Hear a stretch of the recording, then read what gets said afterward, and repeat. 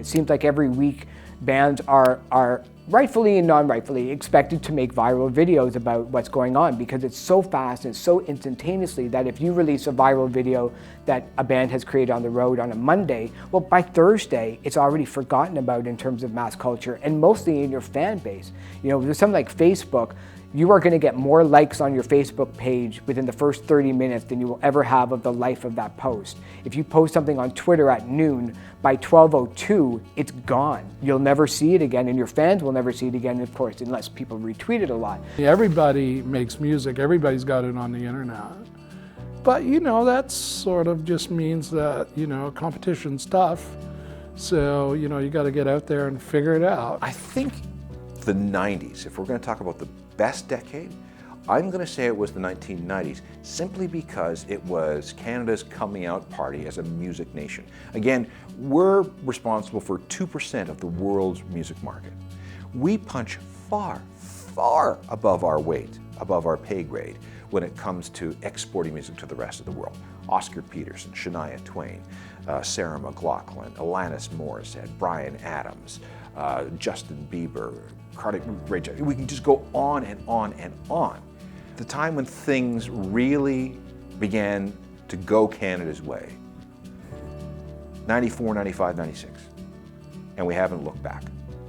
I would say right now the independent scene, as you know, is so flourishing. You know, in one night I went and saw Adam Cohen, and then over to the Danforth to see Dan Mangan, you know, back to back, and you go, wow.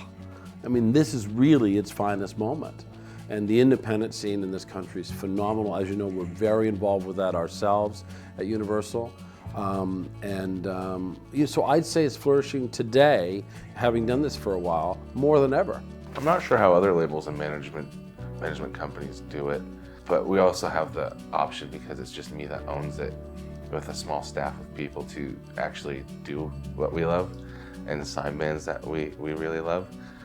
In a larger company, which they both serve a purpose, but in larger companies, it's like if you're a radio promo guy going in and you have Justin Bieber, Arcade Fire, these aren't on the same label, but you have like all these things. You can't love them all, you can't like them all, where we all get to. Okay, how has social media impacted everything, really? You know, the lunatics have taken over the asylum, and I think that's a good thing. You no longer need an intermediary in order to connect with fans or potential fans. Artists are their own journalists now, they're their own broadcasters. The award shows now do TV shows. Everyone does all this, everyone plays different roles, everyone eats into media, media becomes event people. Everything all blurs and all the lines twist and coil, and I think that's really healthy. What happens is anyone who wants to make music can now make music. Anyone who wants to distribute music can now distribute music. So everyone does, and so the challenge is, how do you cut through that? And that's a big part of social media plays a big part in that. Labels play a big part in that. Building audience around your artists and around the community that you exist in plays a big part in that. And so for us, we work to enable those communities around our artists.